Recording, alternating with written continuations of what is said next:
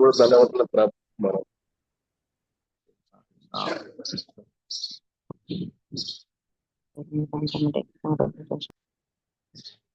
சைத்தன்ய மகாபிரபு எப்பவுமே பகவான ஸ்மரன் நினைச்சபடி இருங்க அப்படிங்கிறார். ஸ்மரன் அதாவது சிரவண கீர்த்தன ஸ்மரண 3வது ஸ்மரன் இருக்கு. அதை எப்போதும் நினைக்கிறதுக்காகத்தான் அதுக்கு முன்னாடி 2 இருக்கு. அவருடைய விஷயங்களை கேளுங்க, அதுக்கப்புறம் அவரை பத்தி சொல்லுன்னா நாம ஜபம் வரும், அவருடைய மகிமைகளை 4 பேருக்கு சொல்றது வரும், எல்லாம் உண்டு. இதுல கீதையில பார்த்தா எம் எம் ஆவி ஸ்மரன் பாவம் அங்கே கலைவரம் ஒரு ஸ்லோகம் வரும், 8ஆம் அத்தியாயத்துல வரும். எம் எம் ஆவி ஸ்மரன் பாவம், இறக்கும் போது என்ன நினைப்போட உடலை விட்டோமோ அதுக்கேற்ற மாதிரி அடுத்த பிறவில சரீரம் வாய்க்கும் அப்படின்னு சொல்லி பாருங்க. அதாவது வாழ்க்கை பூரா பல எண்ணங்களுக்கு நாம ஆட்பட்டு கிடக்கிறோம். இதுல நமக்குள்ள ஒரு ஐடியா இருக்கும், இதெல்லாம் எதிர்காலத்துல நமக்கு இப்படி இருக்கணும் அப்படி இருக்கணும். பொதுவா எதிர்காலத்தை நம்பிதான் எல்லாரும் வாழ்வை இது பண்ணிட்டு இருக்காங்க, செலவழிக்கிறாங்க. ஆனா வாழ்க்கைங்கிறது வாழ்றதுலதான் இருக்கு, ப்ரெசண்ட்டை யூஸ் பண்றதுலதான் இருக்கு. எப்படி ஒரு மாடை கயிறு போட்டு கட்டி கூட்டிட்டு போற மாதிரி எதிர்காலம் எல்லாரையும் கூட்டிட்டு போற மாதிரி ஒரு தவறான அமைப்பு உலகத்துல எதிர்காலத்துக்காகவே நாம அப்படியே இருந்து பழகிட்டா அதே போல இறக்கும் போதும் அந்த எதிர்காலத்தை பற்றிய கருத்துக்கு தக்க சரீரம் கிடைக்கும். இதுல யாரும் விதிவிலக்கு கிடையாது, யாரும் தப்ப முடியாது. இது இயற்கையின் சட்டம், லாஸ் ஆஃப் நேச்சருங்கிறாங்க, இயற்கையுடைய சட்டம். தகுதி அடுத்து செயல்பாடு, எண்ணமும் செயல் தானே, அதுகளுக்கு தக்க ஒரு மோல்டு நம்ம வடிவமைக்கப்படுறோம். உதாரணம் எப்படி சொல்லலாம்னா, ரண்யகசிப்பு நரசிம்மரை பார்த்ததும் அவனுக்கு கடவுள் மாதிரிலாம் தெரியல, ஒரு பெரிய பூதமா தெரிஞ்சது. அவர் நரசிம்மர் தூண்ல இருந்து வந்துட்டு தலையை அப்படி ஒரு ரொட்டேஷன் பண்ணார், அப்படி ஒரு உருமல் உரிமைட்டு அப்படி ஒரு பார்வை, ஒரு வட்டமா ஒரு பார்வை பார்த்தார். எல்லா திசையிலும் அவருடைய தலை தெரிகிற மாதிரி பயந்தான். அப்படிதான் அவன் உயிர் போயிட்டு, அதே மாதிரி அவனுக்கு அந்த நினைப்புல உயிர் போனதுனால நிறைய தலைகளோட அடுத்த பிறகுல ராவணனா வரான். இதை ஒரு உதாரணமா சொல்லலாம். ராவணனா வந்தான், 10 தலை இருந்தது, அது நமக்கு தெரியும். ராவணனா இருக்கும்போது என்ன செஞ்சான், ராமரை பார்க்கும்போது கடைசியில அவரால் சாகும்போது உண்மையிலே ராமபிரான் ஒரு ராஜகுமாரன் தான், பெரிய மன்னன், ராஜா தான் அப்படிங்கிற நினப்பு அவனுக்கு வந்தது. அதனாலதான் அடுத்த பிறகு ராஜகுமாரனா பறக்கான், சிசுபாலனா வாரான். அதையும் பார்க்கிறோம். சிசுபாலனா அப்ப கிருஷ்ணர் அவனை எப்படி காலி கொண்டார், சக்கரத்தால காலி கொண்டார், தலையை எடுத்துறார். அப்ப அவனுக்கு என்னது தெரியுது, அந்த சங்கு சக்கரம், அந்த ஆயுதங்கள் தான் அவன் கண்ணில் படும். அதனால சங்கு சக்கரத்துக்கு பிரதானமான வைகுண்ட லோகத்துல ஜெய் விஜய் அந்த அந்தஸ்துக்கு போயிடறான். அந்த மாதிரி நம்ம இதெல்லாம் ஒரு ஸ்லோகத்துக்கு ஒரு உதாரணம் சொல்றோம். சம்யம் பாவி ஸ்மரன் பாவ் அப்படின்னு என்ன நினைப்போட நாம இருந்தோமோ அந்த நினப்பு தான் நம்மளை வழி நடத்துது. அப்போ அது கிருஷ்ண நினப்பா இருந்துட்டு போகட்டுமே அப்படிங்கிறாரு சைதன்யம். கிருஷ்ண நினப்பா இருக்கட்டும், நல்லதோ கெட்டதோ, அப்படி இருக்கும்போது நீங்க கிருஷ்ணர்கிட்ட இருக்கலாம் அப்படிங்கிறார். சின்ன லாஜிக் தான், ஆனா பிராக்டிக்கல்ல நமக்கு அந்த நம்பிக்கை வரணும். பொதுவா நாம மனிதர்கள் நம்பிக்கை மயமானவங்க.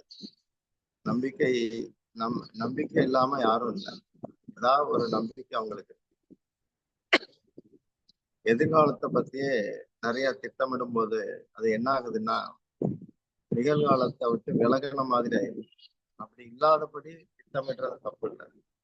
நிகழ்காலத்தை பயன்படுத்தாம வெறுமனே எதிர்கால நினைப்பிலேயே நம்முடைய வாழ்வுத்தரம் இருந்ததுன்னா அடுத்த லைஃப் கேள்விக்குறியாயிருது அப்படிங்கிறது அந்த ஸ்லோகம். அவ்வளவுதான். அப்போ இத வந்து எல்லாமே வந்து இப்போ மயி பாவ அப்படின்னு வரும், மத் பாவ அப்படின்னு வரும், மத் லோகே அப்படின்னு வரும் கீதையில. இதெல்லாம் அந்த ஒவ்வொரு அந்த பாவனைக்கு தக்க அந்தந்த இடத்தை அடையலாங்கிறார். என் லோகத்தை அடையலாம், என்னுடைய மத் பாவங்கிறது அவருடைய ரூபத்தை அடையலாம், சாரூபிய அவருடைய சாமீபிய சமீபத்துல இருந்து கொண்டு செய்யலாம். முக்திகள் இப்படி வெரைட்டிஸ் இருக்கு, 4 வெரைட்டி இருக்கு. சாரூபியங்கிறது அசுரர்களுக்குள்ளது, அது நமக்கு தெரிஞ்ச விஷயம். சாரூபியல சாயுஜ்ய, யுஜ்யங்கிறது மெர்ஜாகிறது. ஆனா மகாபிரபு கொடுத்தது வந்து ரொம்ப சுலபமா இருக்கு. அவர் வந்து நல்லா பாடுங்க, நல்லா ஆடுங்க அப்படின்ட்டு. பஜன் போஜன், நல்லா சாப்பிட வேண்டியது, பாட வேண்டியது, ஆட வேண்டியது, இவ்வளவுதான். இதுல வந்து எல்லாருக்கும் இதுல உரிமை இருக்கு, பிறப்புரிமை மாதிரி இருக்கு. இப்பெல்லாம் வந்து டிவில நிறைய சின்ன பிள்ளைகள்லாம் நல்லா பாட்டு படிக்குது. காரணம் என்னன்னா, சங்கீர்த்தம் தான் கலிகாலத்துல முக்கியமான தர்மம், யுக மார்க்கம், ஜீவ மார்க்கம். யுக தர்மம் அதான், ஜீவ தர்மம் அதுதான். இப்போ அவங்களுக்கு வந்து அந்த டேலண்ட் இருக்கிறதுக்கு காரணம், அது வந்து கடவுளை பாடுறதுக்காக அந்த திறன்கள் அத்தனையுமே கடவுளை அடையிறதுக்கு தான், உலகத்தை அடையிறதுக்கு.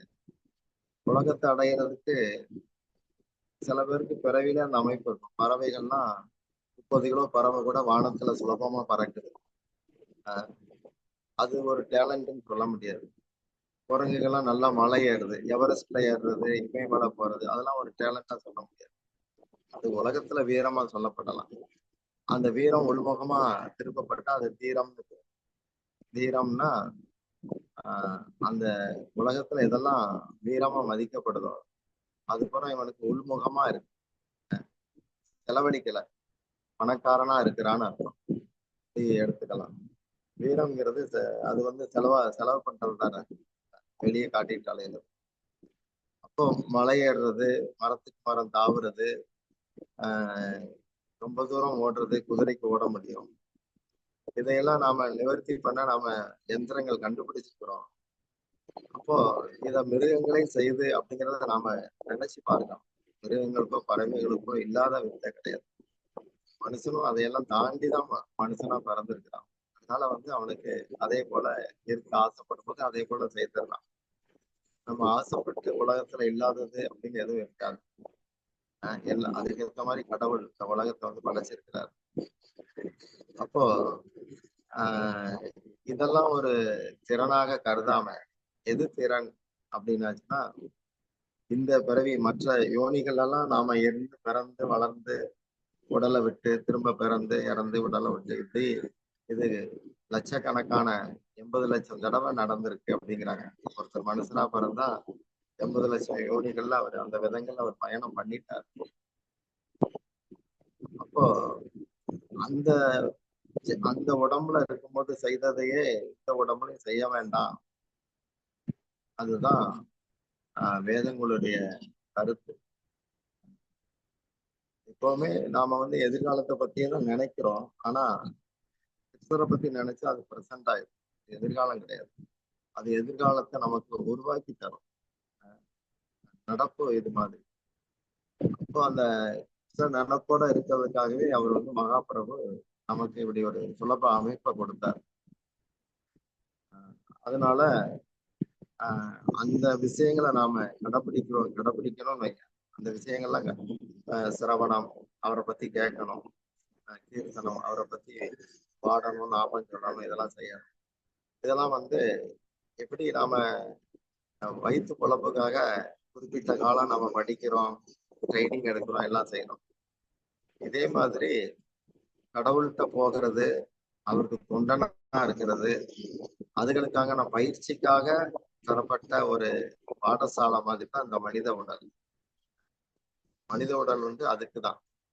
உலகத்தை அடையிறது கிடையாது. உலகத்தை அடையிறது அதை சொன்ன மாதிரி எல்லா பிராணிகளுக்கும் அதுல அதுக்கு அந்த வித்தை இருக்கு, அந்த டேலண்ட் இருக்கு.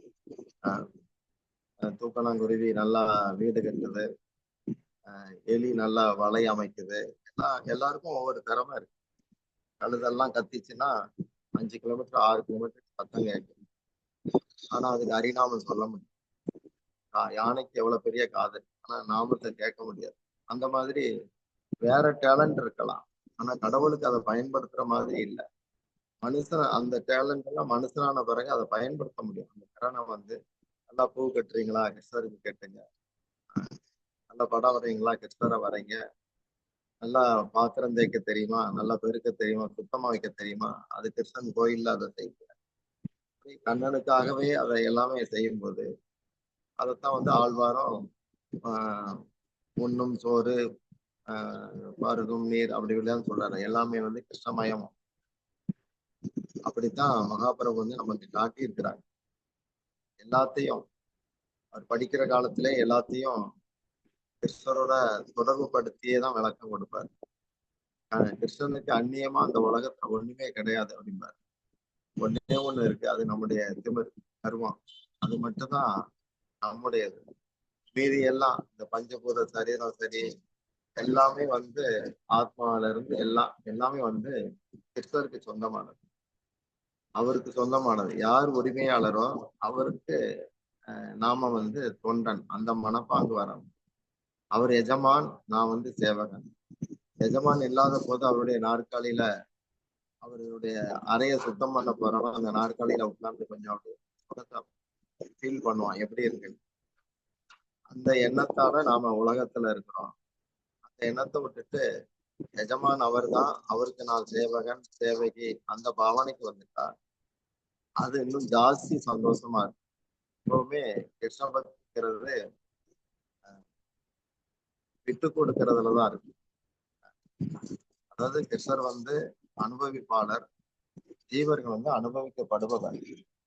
இவங்க அவருக்கு இணங்கி போனாலே அந்த சந்தோஷம் வந்து கிடைச்சு கிருஷ்ணர்கிட்ட இருக்கிற மொத்த ஆனந்தம் வந்து நமக்குள்ள உருவாகுது. அதனால பல பாதைகளை பேசினா கூட கடைசியில நாமத்துக்கு தான் கொண்டு வந்து முடிக்கிறாங்க.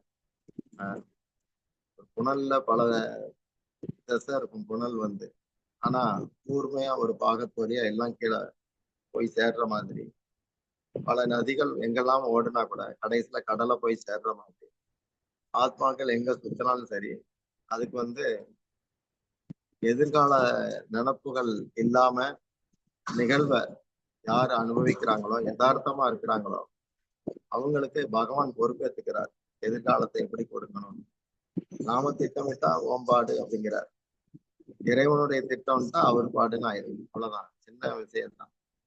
இப்படி நமக்கு பகவான் வந்து நாம சங்கீர்த்தனம் மூலமா அவரை அடையிறதுக்கு ஒரு வாய்ப்பு கொடுத்திருக்கிறார். காஞ்சிபுரத்துல ஒரு வாரம் நல்ல நிகழ்ச்சிகள் இருக்கு. அன்னைக்கு அங்க பூரா நாம சங்கீர்த்தனம் இருக்கு. தினமும் நகர் கீர்த்தன் இருக்கு. நிறைய மகாராஜுக்கு நிறைய முன்னேற்பாடுகள்லாம் பண்ணி பெரிய வாய்ப்பு கொடுக்குறாங்க. சங்கீர்த்தனம் நாம வந்து நாம சொல்லும் போது நாமாஷ்டகத்துல வர்ற மகோத்சவ அப்படின்னு வரும். நாம கோகுலே மகோத்சவம், கோகுலத்துல என்னாலும் உற்சவம் தான் நாமஸ்தானம். இப்படி கிருஷ்ணர்னாலே கிருஷ்ண ஜெயந்தின்னு ஒரு நாள் நம்ம கொண்டாடுறோம், 2 நாள் கொண்டாடுறோம். ஆனாலும் கிருஷ்ண பக்திங்கிறது என்னாலும் கொண்டாட்டமா இருக்கு. அப்படின்னா அந்த எம் வாபி ஸ்மரன் பாவம் அது வந்து பூர்த்தி ஆகும். எல்லாருக்கும் எதிர்கால நினப்பு இருக்கிறதுனால வாழ்க்கை வந்து நிறைவடையாம இறக்குறாங்க. அப்போ அந்த நிறைவை நோக்கி திரும்ப பிறக்கிறாங்க. நிறைவுங்கிறது கிருஷ்ண பக்தியில மட்டும்தான் உண்டு. அதுதான் தீர்வு.